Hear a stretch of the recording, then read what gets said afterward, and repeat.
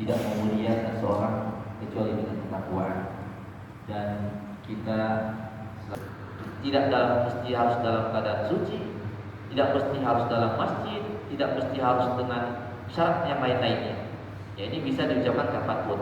Nah, untuk melengkapi zikir kita supaya betul-betul kita merasakan lezatnya, Bu, coba para bunda menjadikan zikir itu tidak hanya lisan, tapi ajarkan juga hati kita untuk berzikir kepada Allah.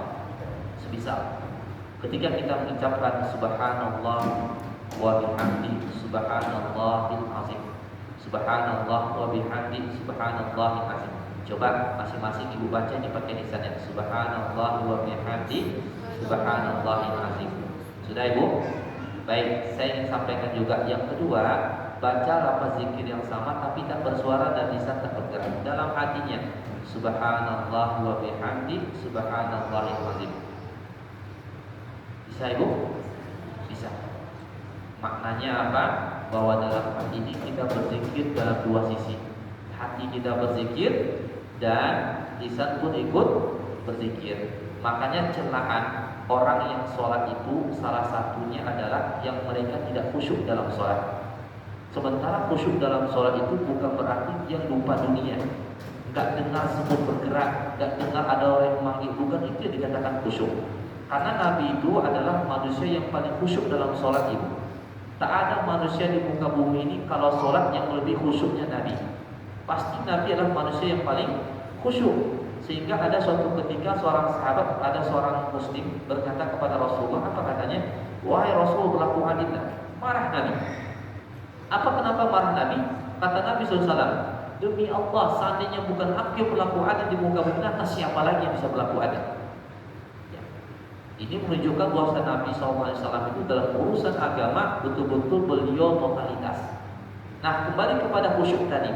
Nabi itu tercatat kalau sholat khusyuk, tapi beliau mendengar suara tangisan bayi. Bayi nangis di ujung sana, beliau percepat sholatnya. Pas ditanya Nabi, kepada Nabi, kenapa kau percepat ya Rasulullah? Aku tak mau mengganggu ibunya sholat. Apakah Nabi gak khusyuk? Nabi khusyuk sholatnya.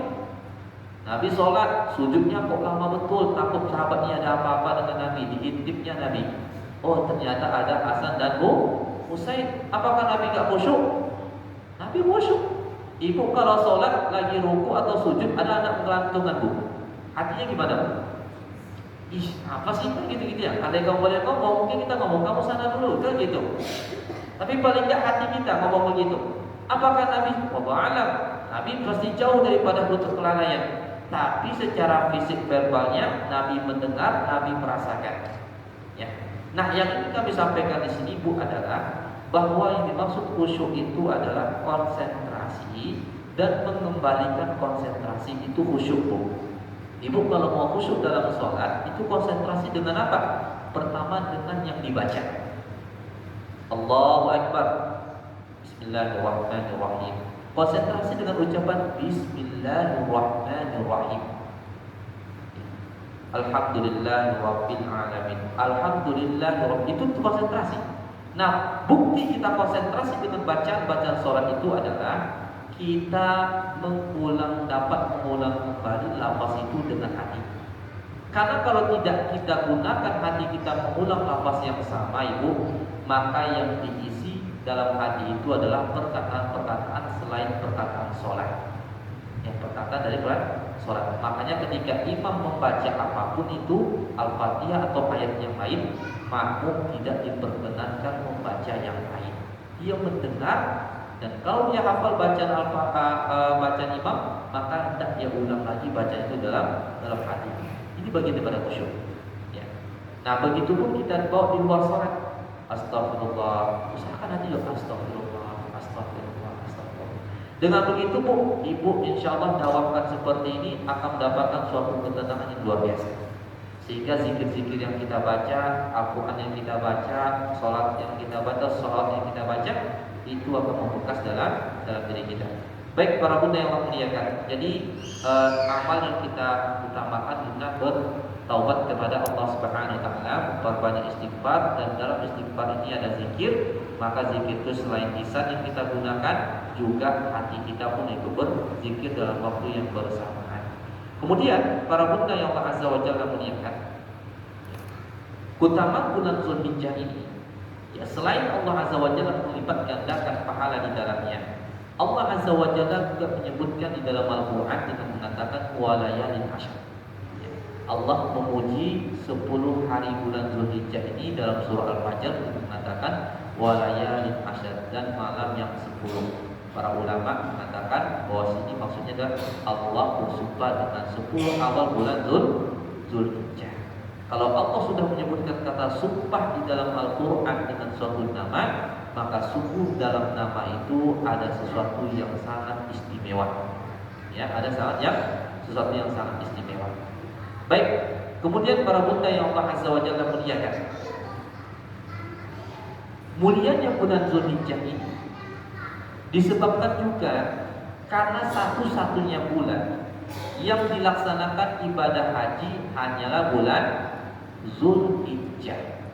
Ya, sehingga Ibnu Hajar menyebutkan bahwa kenapa bulan Zulhijjah ini diistimewakan dengan 10 awal bulan awal harinya, disebabkan di dalam itu terhimpun ummahatul ibadat, ibu atau induknya segala macam ibadah yang tidak ada pada bulan-bulan yang lain. Puasa, sholat, zikir, sedekah, wakaf itu bisa dilakukan di bulan manapun. Tetapi satu yang tidak ada yaitu haji. Ya, maka ini diistimewakan oleh Allah Subhanahu wa taala. Kemudian para bunda yang Allah muliakan, juga diistimewakan bulan Zulhijjah ini karena ada yang disebut dengan Yaumun Nahar. Apa itu Yaumun Nahar? Hari menyembelih. Kapan kita disyariatkan hari menyembelih, Bu? Tanggal berapa? 10 Juni. 10 Zulhijjah, Bu ya, bukan 10 Juni. 10 Zulhijjah. Kemudian 11, 12, 13. Ya. Jadi kalau misalkan sehabis sholat Idul Adha rupanya hujan lebat, ya, bisa ditunda sampai hari besok, hari berikutnya, sampai hari yang ketiga setelah sholat Idul Adha. Ya. Kemudian juga bahwa waktu sembelihan itu harus terjadi ketika khatib telah turun dari mimbar. Ini cerita anak makan panitia, daging kurbannya disembelih, hewan kurban disembelih, disiapin untuk sarapan. Kapan nyembelihnya? Sebelum sholat. Habis sholat subuh langsung sembelih. Nah, ini kan jadi kurban ini. Ya, ini menjadi sembelihan biasa. Ya.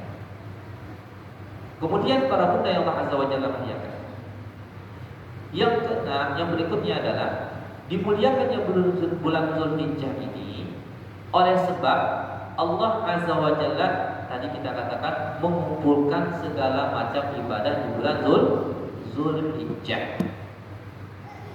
Baik, saya ingin menyampaikan juga kepada para bunda bahwa ketika kita punya keinginan, terutama dalam hal ini yang kami maksud adalah datang ke Masjidil Haram, ya, melaksanakan haji, melaksanakan umrah, maka ini keinginan yang sangat mulia. Jangan dipadamkan. Jangan dipadamkan dengan apa? Dipadamkan dengan berburuk sangka kepada Allah. Tak mungkin saya bisa pergi. Ya, mungkin. Karena ketika kita mengatakan tak mungkin, kita berburuk sangka kepada Allah, di saat itu kita telah menghilangkan pahala besar di sisi Allah. Apa pahala besar di sisi Allah saat itu yang kita hilangkan? Berhusnuzon kepada Allah. Berbaik sangka kepada Allah itu ibadah, Ibu. Ya. Jadi kami cari lagi kajian, cari lagi tema tentang amalan qalbiyah itu seperti apa, sehingga kita tidak luput dari ibadah. Kalau kita mengerti ibadah itu dengan amalan fisik saja, maka kita hanya menunggu jam demi jam. Setelah subuh saya tunggu zuhur, setelah zuhur saya tunggu asar. Antara subuh dan asar itu, subuh dan zuhur itu kita ngapain? Saya sudah sholat duha, saya sudah baca Al-Quran, saya sudah ini semua. Apakah nggak ada lagi bisa ibadah? ternyata kita bisa beribadah dengan ibadah hati, Bu. Ya, ibadah hati disebut dengan amalan qalbiyah. Nah, itu coba dipelajari lagi. Dan betapa dahsyatnya bahwa seringkali Allah menerima amalan-amalan jasad itu dikarenakan amalan hatinya baik. Dan seringkali Allah lebih cepat menerima amalan hatinya ketimbang amalan jasadiahnya. Ya Allah, saya ingin pergi umrah ya Allah. Betul tulus dia ingin umrah, tapi qadarullah dia belum sampai. Allah sudah tahu betul dengan ketulusannya dan Allah terima niatnya tersebut dan Allah catat sebagai niat yang sempurna. Ya, ini jangan. Nah, bagi yang sudah umrah, bagi yang sudah haji, pasang niat lagi, ya Allah berikan lagi kesempatan kepadaku ya untuk ke sana. Nah, para bunda yang Allah Subhanahu wa taala muliakan. Baik, tentang keistimewaan itu pada umumnya dan pada dasarnya adalah telah kita ketahui bahwa bulan Zulhijjah ini ya terdapat di dalamnya ada Idul Adha. Ya, sholat Idul Adha ini adalah sholat yang sangat dianjurkan untuk hadir, walaupun khusus bagi wanita misalkan sedang haid, sedang nifas, sedang berhalangan intinya, tapi menghadiri duduk bersama dengan orang yang sholat Idul Adha, maka ini sangat disunnahkan. Ya Bu ya, sangat disunnahkan. Nah, ini perlu kita perhatikan. Baik, izinkan kami di sini Bu menyampaikan perihal kalau tadi kita sudah sampaikan amalan secara umum apa yang bisa kita kerjakan, maka sesuai dengan ilmu yang Allah ajarkan kepada kita, selama itu adalah amal saleh, kerjakanlah. Tetapi begini, siang dan malam, ketika para ulama membandingkan 10 akhir Ramadan dengan 10 awal Zulhijjah, mana yang lebih utama? Maka para ulama mengkombinasikan antara duanya, bahwasannya untuk siang harinya waktu, maka 10 awal bulan Zulhijjah siang harinya lebih utama, karena di dalamnya ada amalan puasa, terutama puasa Arafah. Puasa itu malam atau siang Bu? Siang. Sebanyak sekali hadis yang menjelaskan tentang keutamaan puasa Arafah, dan itu ada siang. Dan juga bahwa siang harinya 10 awal Zulhijjah adalah utama. Kemudian yang kedua, untuk malam harinya maka lebih utama malam harinya 10 akhir bulan Ramadan. Kenapa? Di dalamnya ada Lailatul Qadar. Dan Lailatul Qadar hanya ada di bulan Ramadan, tidak ada di bulan Zulhijjah. Namun pada intinya adalah selagi kita diberikan kesempatan oleh Allah, kemampuan oleh Allah untuk beribadah, tanda kutip kita tidak membeda-bedakan siang dan malam. Selagi kita mampu dan berkesempatan beribadah di siang hari, maksimalkan, karena belum tentu kita bisa ketemu di malam hari nanti dengan kehidupan ini. Mungkin Allah mencabut nyawa kita sore hari, bisa jadi. Kalau kita sudah berada di malam hari, jangan tunggu besok hari, karena boleh jadi sebelum subuh Allah sudah cabut nyawa kita, dan itu tidak menutup kemungkinan. Ini para bunda. Baik, apa amalan secara yang spesifik yang ini adalah bukan amalan wajib, tapi selayaknya tidak ditinggalkan, terutama dalam 10 awal bulan Zulhijjah ini. Dalam setiap hari kita keutamanya tidak sedapat mungkin tidak ditinggalkan, tapi tidak jatuh kepada wajib. Yang pertama adalah melaksanakan haji dan umrah. Nah, kalau untuk satu urusan ini ya kita belum ya Bu ya. Sekarang masih di Masjid Al-Mutmainnah ya Bu. Nah, masih di Marbella di sini. Nggak ada haji di sini. Atau umrah kita keliling masjid. Ya, tawaf. Enggak ya? Tawaf dan lain sebagainya, manasik haji dan umrah itu cuma ada di Masjidil Haram. Karena ada sebagian tempat, sebagian daerah, bahkan sebagian negara gitu, ya mereka mencoba untuk memberikan ajaran berupa ya haji itu gak perlu capek-capek jauh-jauh ke sana, cukup di tempat sini. Ya mohon maaf, mungkin cukup di kuburan ini, ya, atau cukup di daerah ini, atau cukup kalau di Irak Bu, mereka membuat Ka'bah sendiri. Ya. Pergi ngapain jauh-jauh ke sana? Soal tawaf di sini melebihi pahala dari situ. Nah ini tadi. Kalau dalam urusan agama, urusan masalah ibadah tidak punya dasar, tidak sepakat kata dasar itu Al-Quran dan hadis, akan berselisih. Semua akan bisa mengatakan ini ibadah. Semua orang akan bisa mengatakan lebih baik ini. Kenapa? Semua punya perasaan yang berbeda, semua punya akal yang berbeda. Tapi karena kita dalam satu kotak yang sama, Al-Quran dan hadis Nabi adalah landasan kita, maka kita sepakat bahwa haji dan umrah tidak dilaksanakan kecuali di Masjidil Haram. Itu ya. Baik, yang mudah-mudahan Allah panjangkan umur kita, Allah memberikan kesempatan kepada kita untuk umrah dan untuk haji. Ya, kenapa? Kata Rasulullah, umrah kepada umrah akan menjadi penghapus dosa antara keduanya, dan haji mabrur tidak ada balasan kecuali surga. Kedua, kita hemat waktu kita Bu ya, menjaga sholat. Ini yang kedua dalam 10 hari ini terutama Bu ya, jangan sampai kita lalai dari sholat. Menjaga sholat, baik yang fardunya ataupun yang sunnah. Ya, kalau yang fardunya tadi sholat, saya sholat alhamdulillah Ustaz, tapi mundur 1 jam dari waktu. Sekarang majukan, bukan majukan sebelum azan Bu ya. Maksudnya adalah lebih awal lagi sholatnya, ya, lebih awal. Tapi jangan pacu-pacuan pula sama muazin Bu. Ya, begitu aja la ilaha illallah langsung sholat, kayak gitu juga ya. Jadi dalam hal ini pertama yang dimaksud dengan menjaga sholat itu menjaga waktu sholat. Kalau kita ada syariat sholat misalkan azan jam 12 zuhur, kemudian asar jam 3 umpamanya, toh kalau kita nggak sholat setelah azan zuhur, kita juga akan sholat sebelum azan asar. Pertanyaannya adalah kenapa kita harus tunda menjelang asar? Kenapa nggak diawalkan saja sholatnya kita? Toh juga akan sama-sama sholat. Atau mungkin kita tidak sholat, kan nggak mungkin. Kita tetap akan melaksanakan sholat. Maka ini menjaga waktunya di awal. Kemudian menjaga sholat berjamaah. Ini terutama untuk laki-laki Bu. Apakah ibu-ibu boleh berjamaah? Boleh, nggak haram, ya. Apalagi di lingkungan kita, lingkungan komplek, insya Allah aman dari fitnah yang ada. Gitu ya. Maka sholat berjamaah. Kemudian dalam rangka menjaga sholat ini juga adalah jaga kualitas sholatnya Bu. Kualitas sholat. Ini memperbagus kualitas sholat itu bukan hanya ketika verbal kita sedang sholat, bukan. Ini menjaga kualitas sholat itu dimulai dari kapan? Sebelum sholat. Bahkan keseharian 24 jamnya kita itu adalah dalam rangka kita menjaga kualitas sholat. Karena dosa-dosa tadi seperti kita katakan di awal menghalangi seseorang dari ketaatan, menghalangi seseorang dari merasakan lezatnya ketaatan. Dan orang yang sholat yang tidak berkualitas, dia tidak akan merasakan lezatnya ketaatan. Jadi ada pengaruhnya tuh dosa-dosa di luar sholat itu. Akan ada pengaruhnya ke dalam sholat. Nah ini menjaga kualitas sholatnya, menjaga kehidupan 24 jam kita. Ini. Nah kemudian apa yang kita jaga setelah itu? Hal-hal yang berkaitan dengan sholat itu sendiri. Mulai dari apa? Pakaian.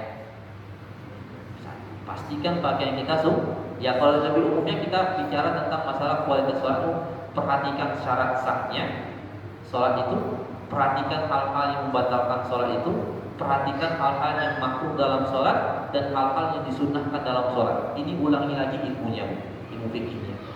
Ya. Ini dalam rangka kita menjaga sholat. Pada dasarnya telah kita lakukan secara aktivitas keseharian kita. Hanya saja mungkin kita lupa murojaah, kita lupa mengulang kaji, sehingga sesuatu itu yang mestinya kita lakukan tidak kita lakukan. Sesuatu yang mestinya ingin kita tinggalkan tapi tetap kita lakukan. Kenapa? Karena lupa.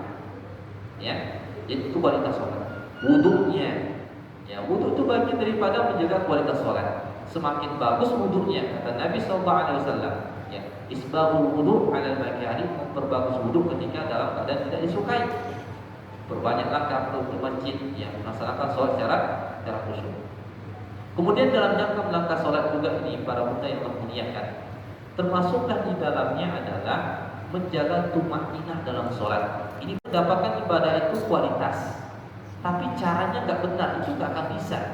Sama kiasnya mungkin ibu ingin mendapatkan masakan yang betul-betul lezat, ya, betul-betul nikmat, betul-betul yang dikatakan sempurna.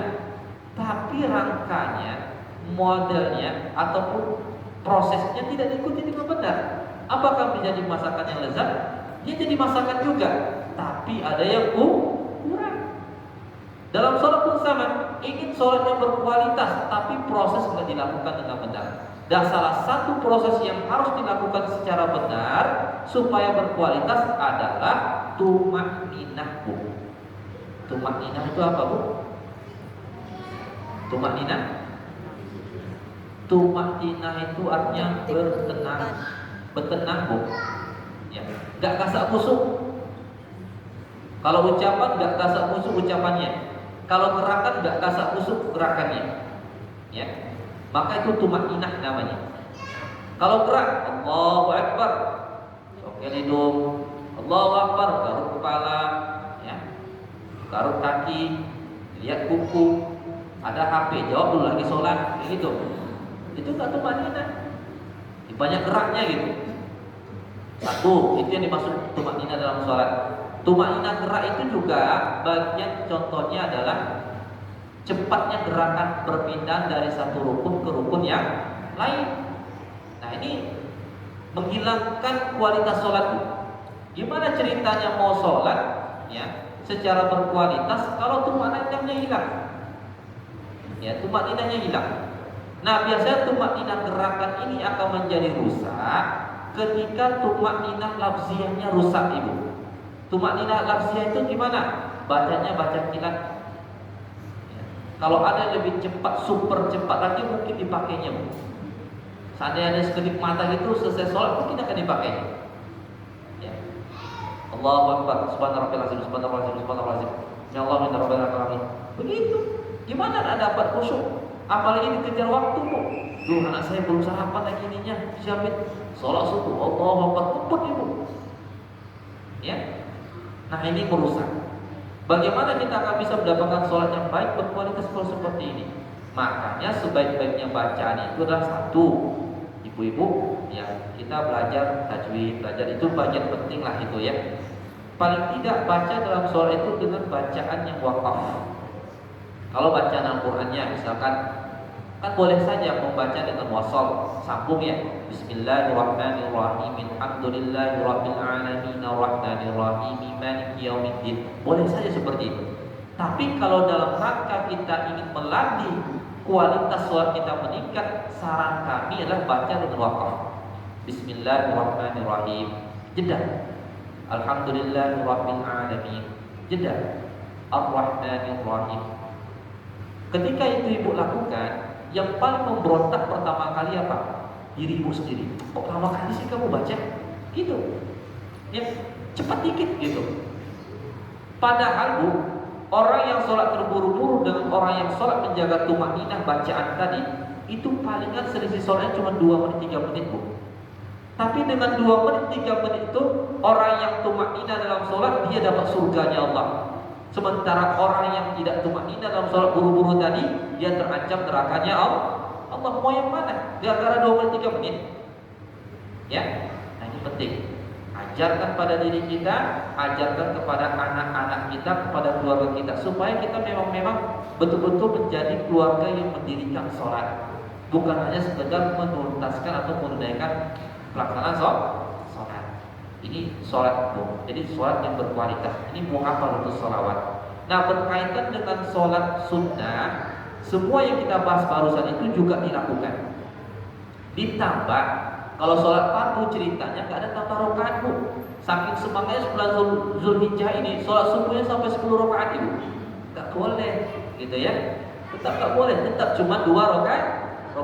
Kalau ingin tambah sholat, maka tambahlah sholat sunnah. Alhamdulillah Ustaz, udah dawam nih sholat sunnahnya, sholat sunnah duha. Selama ini berapa? 2 rakaat, 4 rakaat. Sekarang tingkatkan 12 rakaat, saya usahakan setiap hari. Ustaz, alhamdulillah baca Al-Qur'annya udah lengkap, udah bisa berapa? 1 halaman. Nah, sekarang 1 juz. Begitu. Ada peningkatan dalam hal yang sunnah. Nah, perkara sunnah ini juga berkaitan sholat yang patut kita tidak tinggalkanlah sholat sunnah rawatib qabliyah dan ba'diyahnya.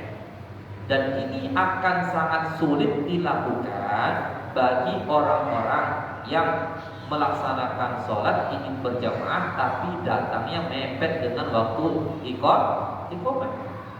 Hanya dalam sebuah hadis itu disebutkan kasratul khutaa dan masajid, memperbanyak langkah ke masjid, wal idhru sholat ba'da sholat, menjaga menunggu sholat sampai waktu sholat berikutnya. Ini menunjukkan apa? Bahwasanya Rasulullah menganjurkan orang datang ke masjid itu sebelum azan. Lama-lama 1 jam sebelum azan dan ke masjid. Ya, paling enggak kita mengikhtiarkan dalam diri kita 2 menit, 5 menit sebelum azan kita udah melangkah ke masjid. Ketika misalkan kita berkesempatan untuk ke masjid, gitu ya Bu ya. Terutama yang bapak-bapak di rumah, ya yang anak-anak laki-laki kita di rumah. Ya, dapati di masjid orang azan dari masjid ini begitu nikmat kalau dilakukan secara terus-menerus. Baik para bunda yang Allah Subhanahu wa taala muliakan. Dalam persoalan sunnah ini kita ingat betullah sebuah hadis Nabi di mana Nabi sallallahu alaihi wasallam itu mengatakan begini, "Ma yazalu 'abdi yataqarrabu ilayya bin nawafil hatta uhibba." Akan ada hamba-hambaku yang senantiasa mereka mendekatkan diri padaku dengan sholat-sholat sunnah, dengan perkara-perkara sunnah. Apa yang terjadi? Orang yang dawam dengan perkara sunnah itu, dia akan mendapatkan sebuah resiko. Apa resikonya? Dicintai Allah.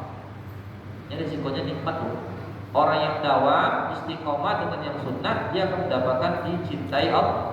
Apa sih urgensi pentingnya dicintai Allah? Sangat penting. Karena kata Allah dalam hadis qudsi ini, kalau Allah sudah tanda kutip jatuh cinta kepada seorang hamba karena kesolehannya, ketaatannya, istiqomahannya, kebaikannya, ya kebijaksanaannya, kearifannya, ya kedermawanan dan seterusnya, maka Allah mengatakan bahwa dia akan menjadi tangan untuk memegang, menjadi telinga untuk dia mendengar, menjadi mulut untuk dia berbicara, ya, menjadi kaki untuk dia berjalan.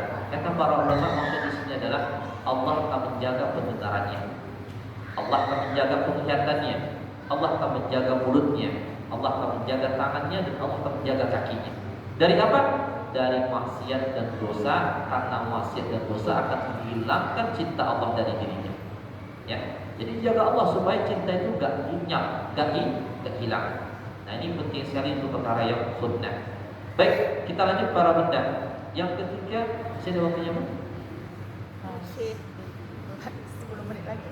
Berpuasa dapat pahala puasa ya, dengan melibatkan orang berpuasa. Baik Bu, yang selanjutnya adalah berpuasa. Ya puasa. Mampu kita puasa di 10 hari 9 hari Zulhijjah ini kita puasa. Ya, berpuasa. Kemudian ya, puasa ini puasa apa Ustaz? 9 hari puasa turut-turut boleh? Boleh. Apa aja puasanya? Apa saja puasanya? Entah mungkin kita ada puasa Ramadan yang kemarin belum diqadha, silakan qadha di bulan Zulhijjah ini. Ya. Ada puasa sunnah yang kita ingin laksanakan, silakan puasa Senin, Kamis. Puasa ayam Maulid mungkin Bu. Bisa ayam Maulid di awal Zulhijjah? Ya, pertengahan ya Bu ya. Bulan Zulhijjah ada puasa ayam Maulid Bu. Nah, Hari tasrik ya. Jadi kena hari tasrik kan dia. Ayo hitung-hitung lagi. Ada? Jatuh kepada hari tasrik. Ya. Namun begini, dalam sebuah hadis Nabi SAW, beliau pernah menyampaikan begini, bahwa Nabi itu berpuasa 3 hari dalam sebulan. Ada puasa 3 hari dalam sebulan. Para ulama menafsirkan itu disebutkan ayyamul bid di pertengahan bulan tadi. Tapi ada yang maksudkan juga bahwa 3 hari puasa itu dilakukan kapanpun, pokoknya dalam sebulan 3 hari. Ya, ini adalah alhamdulillah keluasan dalam agama yang kita itu bisa beramal di dalamnya. Jadi berpuasalah di 9 atau 10 hari Bu Zulhijjahnya. 9. Istimewa harinya 10 atau 9? Ini saya ulang lagi ya Bu ya. Tema kita ya adalah kemuliaan 10 hari awal bulan Zulhijjah atau 9 hari awal bulan Zulhijjah. 10 10 hari awal bulan Zulhijjah. Kita disunahkan berpuasa 9 hari awal bulan Zulhijjah atau 10 hari awal bulan Zulhijjah? 9. Puasanya 9 atau 10 Ibu? 9. Lah tadi katanya 10. Satunya sholat Ustaz. Gimana Bu? Satunya sudah sholat dan berkurban. Ya, jadi harinya yang dimuliakan itu 10, tapi syariat puasanya cuma 9. Kenapa hari yang 10 nggak puasa Bu? Karena itu hari raya. Boleh puasa di hari raya? Nggak boleh puasa di hari raya ya Bu ya. Ya. Paginya sebelum sholat. Puasa apa namanya itu Bu? Itu istilahnya saja puasa Ibu ya. Tapi itu bukan puasa. Ya. Artinya apa? Disunahkan tidak makan. Bukan puasa ya. Itu istilahnya kita aja nggak puasa. Karena ada puasa sampai jam 6 Bu. Nggak ada puasa itu namanya dari fajar sampai maghrib. Jadi kalau istilahnya kalau Idul Adha itu sebelum sholat kita nggak makan, ada yang nyebut kita puasa dulu, itu puasa yang bukan disyariatkan. Artinya bukan puasa yang kita pahami dari fajar sampai maghrib. Itu istilah saja, karena puasa itu sendiri dia tidak makan. Nah jadi yang paling tepat sebelum sholat Idul Adha sunnahnya bukan istilahnya puasa, tapi sunnah tidak makan, tidak minum. Ya Bu ya, tidak makan, tidak, bukan puasa. Karena itu nggak ada namanya puasa apa itu. Puasa Idul Adha enggak juga ya. Baik, jadi untuk puasa itu 9 hari, tapi istimewanya itu adalah untuk waktu 10 hari. Gitu ya Bu ya. Jadi insyaallah yang berkesempatan puasalah ya. Kemudian yang keempat adalah bersedekah. Ini 10 hari kita ini Bu, utamakan jangan ada yang luput hari itu tanpa sedekah. Adalah sedekah kita. Bisa di pagi hari sedekah pagi hari, bisa siang hari, bisa di semua waktu kita sedekah. Ya. Semua sedekah. Gimana Bu? Iya. Jadi sedekah itu adalah semacam bentuk ibadah.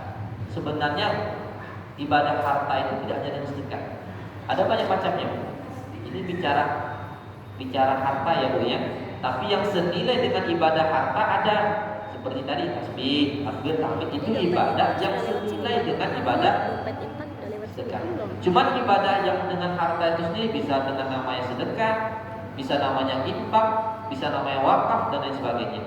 Jadi ada sedekah dalam kita amalkan dalam setiap hari ini pahala luar biasa.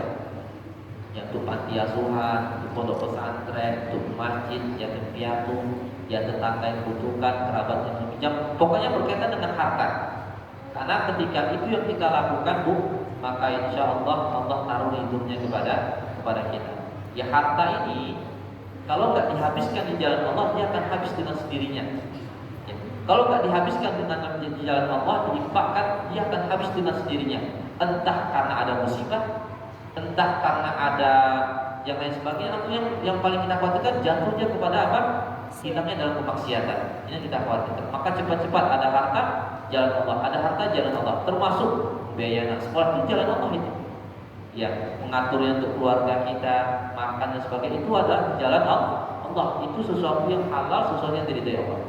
Baik, kemudian takbir, tahmid, tahlil dan zikir pada umumnya. Ini yang jangan kita tinggalkan. Nah, di sini ada kesunahan tersendiri Bu, khusus untuk bulan Zulhijjah. Jadi kita baca Allah, gimana takbirnya Bu? Allahu Akbar, Allahu Akbar, Allahu Akbar. La ilaha illallah, Allahu Akbar, Allahu Akbar, walillahil hamd. Kapan kita baca ini? Bacaan ini khusus bulan Zulhijjah itu dibaca sejak awal Zulhijjah, bukan nanti setelah khatib naik mimbar. Bukan itu saja. Ini yang kita maksud dengan zikir itu ada zikir mutlak dan muqayyad. Kalau zikir mutlak itu adalah dari awal Zulhijjah kita boleh membaca ini. dan membaca zikir-zikir yang lain. Ya. Khusus untuk laki-laki diutamakan dengan mengeraskan suara. Ya. Dan ini adalah sunnah yang mungkin sudah jarang dilakukan oleh orang-orang. Dulu tercatat Abu Hurairah sama Anas bin Malik itu jalan ke pasar, mereka memandangkan takbir. Ya, sampai-sampai orang di pasar juga ikut-ikut dan bertakbir. Ya. Jadi kalau yang setelah selesai sholat bertakbir seperti tadi itu nanti di tanggal 10, 11, 12 dan 13 waktu asar. Tetapi kalau selain daripada itu sudah boleh juga sejak awal Zulhijjah ini, ya. Baik, ini kita secara ringkas. Kemudian memperbanyak zikir sudah kita sampaikan tadi. Nah, yang tidak kalah pentingnya adalah membaca Al-Quran. Ya. Dalam persoalan baca Al-Quran ini, bagi yang belum bisa, jangan kecil hati. Latih terus, belajar terus, cari kawan yang bisa, cari guru yang bisa. Ya, belajar Al-Quran. Kan gimana ceritanya? Kita ini dapatkan syafaat dari Allah, tapi Al-Quran tak terbaca sama kita. Ya. Dan ingat, kita tujuannya setelah kita bisa baca Al-Quran adalah untuk membaca. Jangan sampai kita disibukkan dengan belajar tajwid, belajar tahsin, belajar segala macam. Sudah, alhamdulillah, ini bukan sesuatu yang tercela. Tapi ruginya apa? Setelah kita belajar, Al-Qurannya nggak dibaca. Dibacanya pas Ramadan saja. Nah, ini kan rugi. Orang yang satu nggak bisa baca Al-Quran, ingin betul setiap hari baca Al-Quran, tapi dia nggak bisa. Kita sudah diberi kemampuan Allah bisa baca Al-Quran, tapi kita justru jarang baca Quran, kan rugi.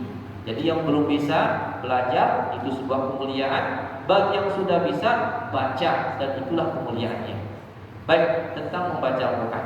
Kemudian memperbanyak istighfar, yang membaca istighfar. Kalimat istighfar adalah kalimat yang sangat diridhai Allah Subhanahu wa taala. Kemudian berkurban tuh. Bagi yang ada berlapangan rezeki, yang berkesempatan berkurbanlah. Ya, berkurbanlah. Ketika berkurban kita berkurban bukan hilangnya uang. Ya, tapi justru berkurban adalah bentuk kita berkorban kepada Allah. 1 tahun yang silam atau bertahun-tahun Allah berikan kepada kita apapun yang kita butuhkan. Sekarang Allah juga menginginkan sesuatu yang maksudnya Allah ingin memberikan sesuatu yang besar pada kita melalui kurban itu. Ya, maka kalau bisa mendapat mungkin berkurbanlah. Kemudian sholat Idul Adha nanti, ya itu yang paling utama. Baik para bunda, ini kita sudah banyak kita ringkas ini. Sudah 5:30, ya mungkin ini yang dapat kita sampaikan dalam kesempatan kali ini. Dan saya mungkinlah pertama kali ya Bu ya hadir di sini, dibui oleh Bu Niza, ya, Taufik, dan mudah-mudahan kita dapat menjadi tempat selanjutnya. Kalau tempat tinggal saya tinggal sedikit Bu, saya tinggal tak jauh dari sini. Saya tinggal di Bukit Palem, Permai. Yang kegiatan selama ini bisa aktif. Yang mudah-mudahan pertemuan kita ini diberkahi oleh Allah Subhanahu wa taala. Apa yang kita sampaikan ini ada faedahnya, dan mohon maaf atas segala kekurangan, dan terima kasih atas kesempatan yang diberi. Aku lupa hadza. Terakhir sebelum kami tutup dengan baca doa, ada yang mau bertanya Ibu? Silakan.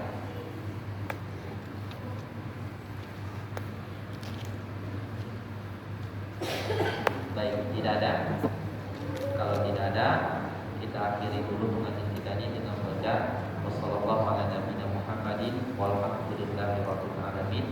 Assalamualaikum warahmatullahi wabarakatuh.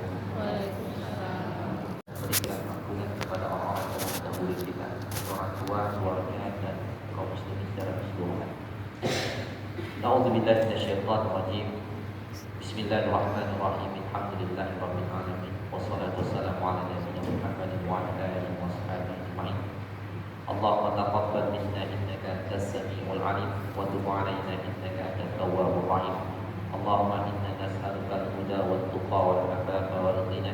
Allahumma inna nas'aluka ridhaka wal jannah wa na'udzubika min sakhatika wan nar. ربنا اغفر لنا ولوالدينا وارحمهما كما ربيانا صغارا واغفر لجميع المسلمين والمسلمات والمؤمنين والمؤمنات الأحياء منهم والأموات اللهم إنك عفو تحب العفو فاعف عنا يا كريم اللهم إنك عفو كريم تحب العفو فاعف عنا يا كريم اللهم إنك عفو كريم تحب العفو فاعف عنا يا كريم ربنا ظلمنا أنفسنا وإن لم تغفر لنا وترحمنا لنكونن من الخاسرين ربنا اغفر لنا ولوالدينا وارحمهما كما ربيانا صغارا ربنا لا تزغ قلوبنا بعد إذ هديتنا وهب لنا من لدنك رحمة إنك أنت الوهاب اللهم اجعل جمعنا هذا جمعا مرحوما واجعل تفرقنا بعد جمعنا هذا تفرقا معصوما ربنا آتنا في الدنيا حسنة وفي الآخرة حسنة وقنا عذاب النار وصلى الله على نبينا محمد وعلى آله وصحبه وسلم سبحان ربك رب العزة عما يصفون وسلام على المرسلين والحمد لله رب العالمين